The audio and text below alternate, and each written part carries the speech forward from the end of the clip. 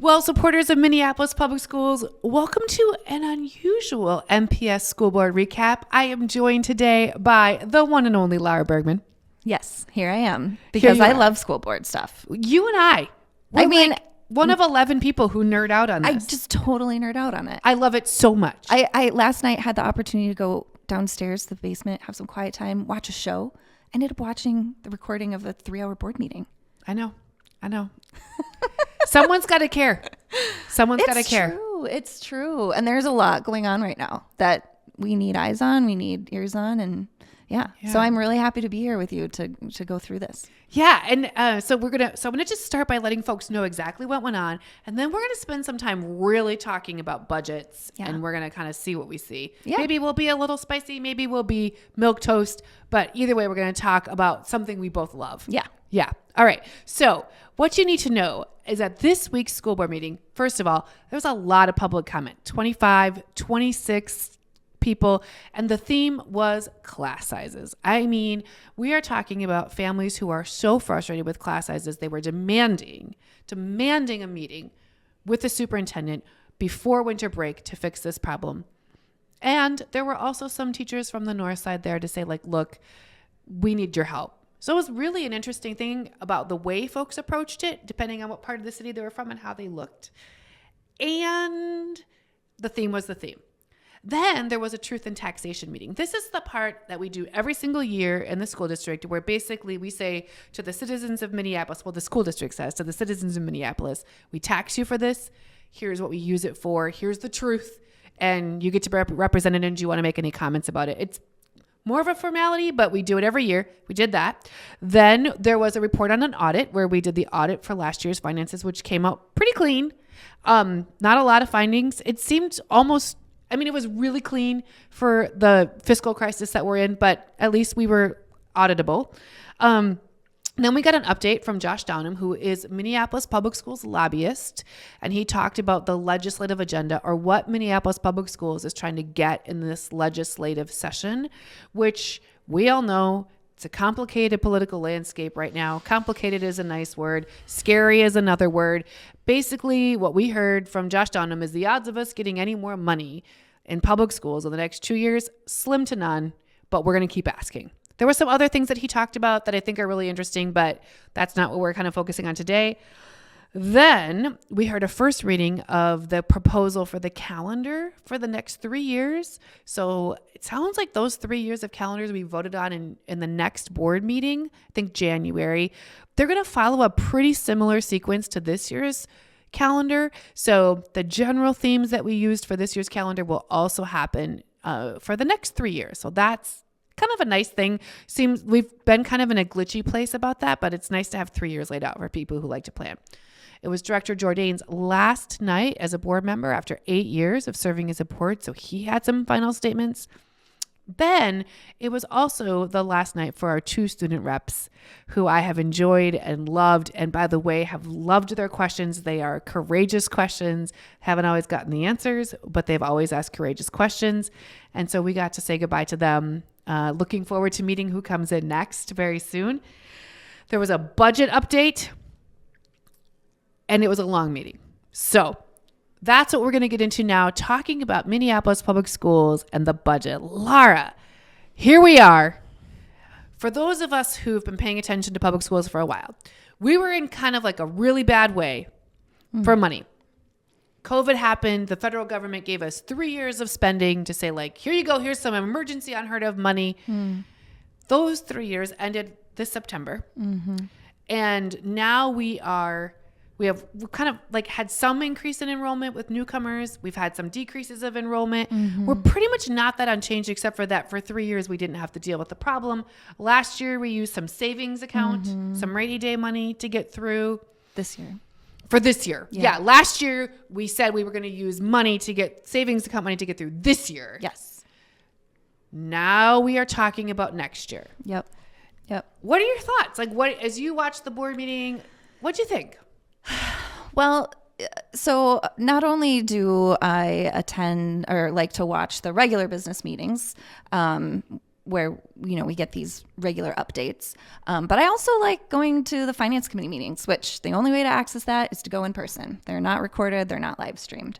And so I would say, I have to remember that I bring a lens that maybe not everyone does. Yeah. When these are the only updates they're getting about our finances, these, regular business meetings, there's a lot of questions about, how a budget gets put together.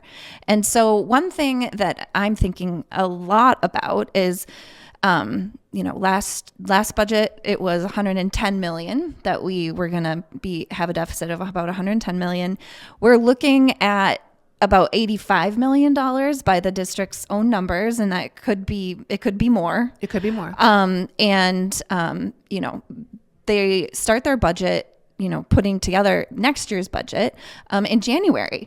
And so the finance committee has kind of known this is coming, this $85 million gap.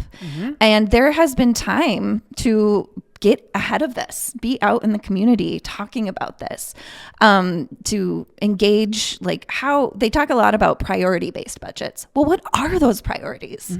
Like, actually, what are they? How are we going to make these cuts that are informed by what our priorities are? And the thing that I keep wrestling with and that like no one is saying is, even if we are able to fill this $85 million gap, that is to maintain the system as it is. Yep. And as you just said, there's a big issue with class sizes. We also heard from some parents talking about like just basic needs at their schools not being met, like cleanliness. Yep. Right. People talking about how their kids' IEPs aren't being met. There's the persistent, gaps and just awful results for our literacy scores, our math scores, right? Like this is the system that will be maintained. So the way I think about it is to get to a place where we can address some of those things to become a thriving system, we actually have to account for a lot more than $85 million. So what's the plan? That's really so true. What's the plan? I actually asked that question in my public comment. Yeah. Because what concerns me is that I have seen more educators who teach brilliantly in high poverty schools more frustrated than I've ever seen them before. And I don't think public school educator life is an easy life. And I know for sure that most folks who teach in a high poverty school choose it for reasons like they choose that. And they believe they can make a difference. And what I've been hearing from educators over the last few months is like, I don't know if I can do this anymore. And so what I worry about is when I think about us cutting more from the people who are saying, I don't think I can do it now. Yeah. Then I want to know the plan for them and for the children who sit in front of them, who they know they're not meeting their needs now. Yeah. So like can I say there was one slide where it said we project our budget deficit to be $85 million. And the only update we got on there was we are working on balancing the budget. And to me, like,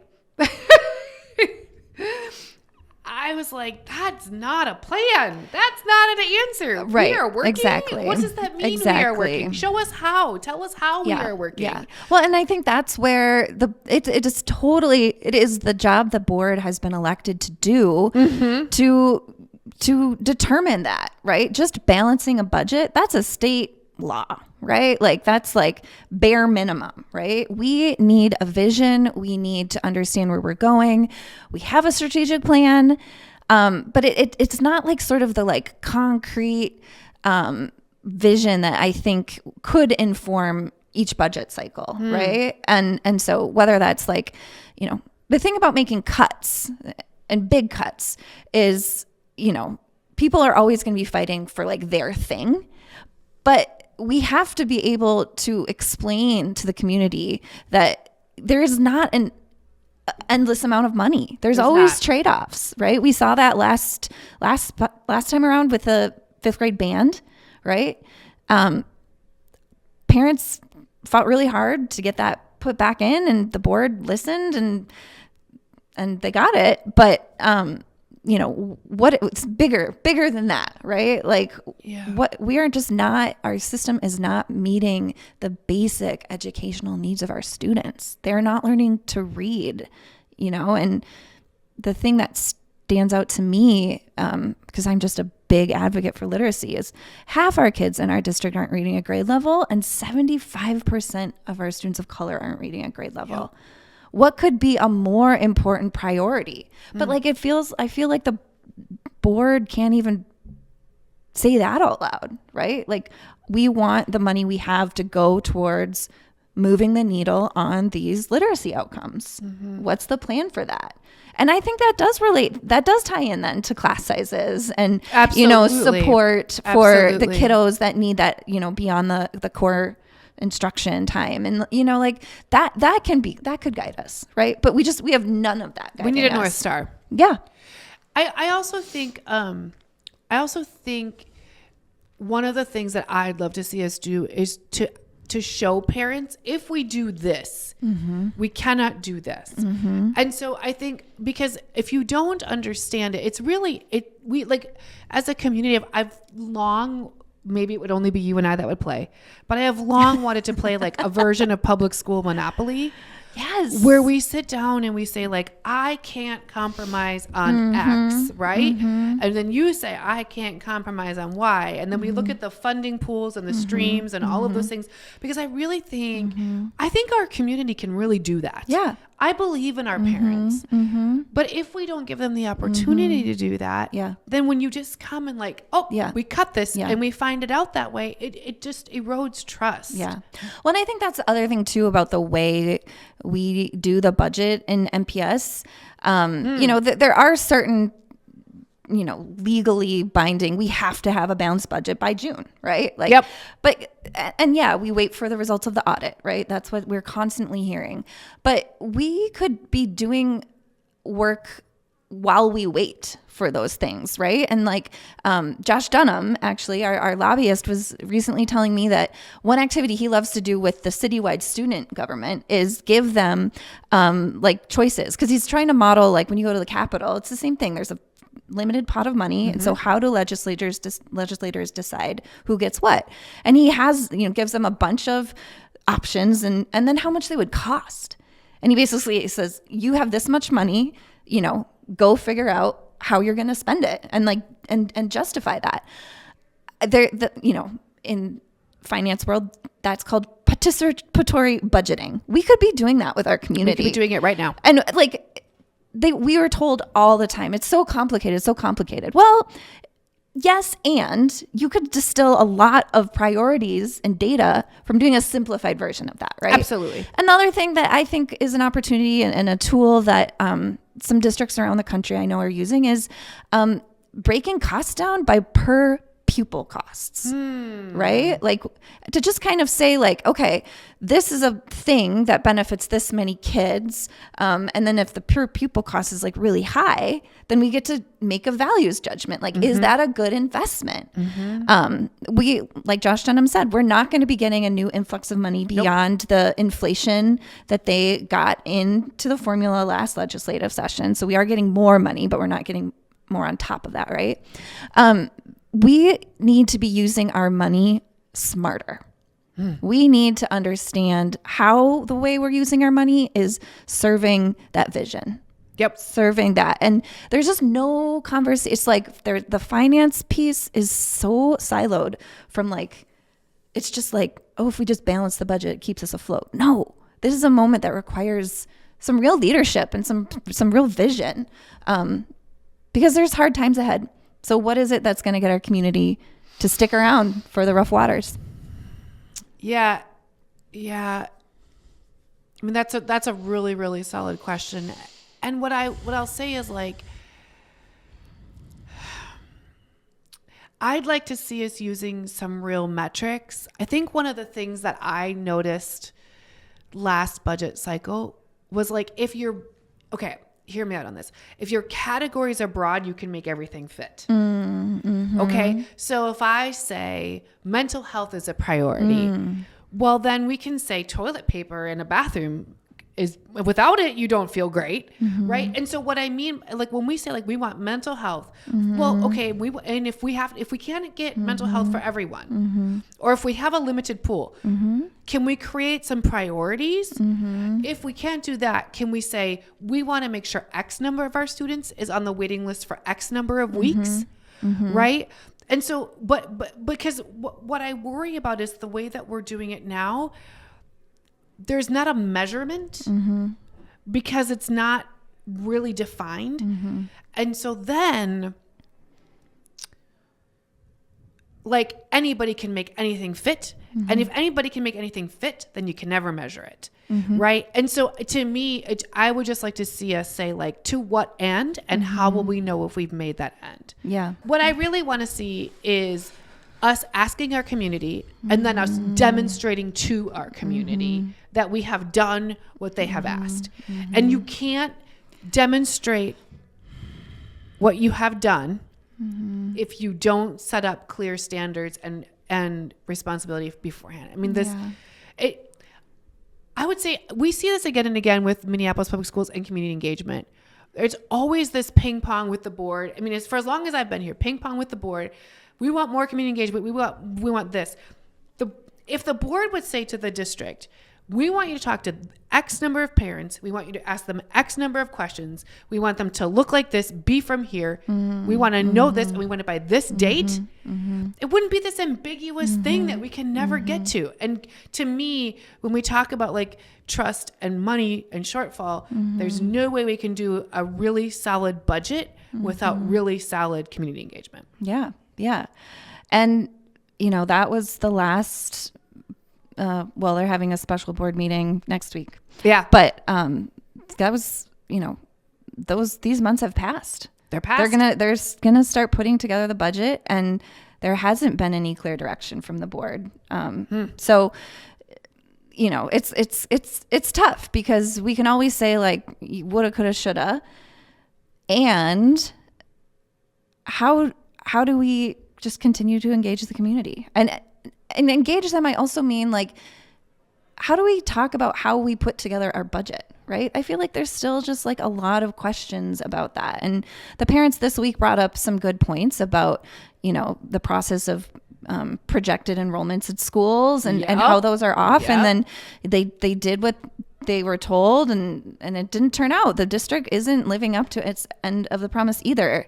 The board, it's the board's role to hold the superintendent and her staff accountable to, making sure that we're doing that engagement, that we're following through.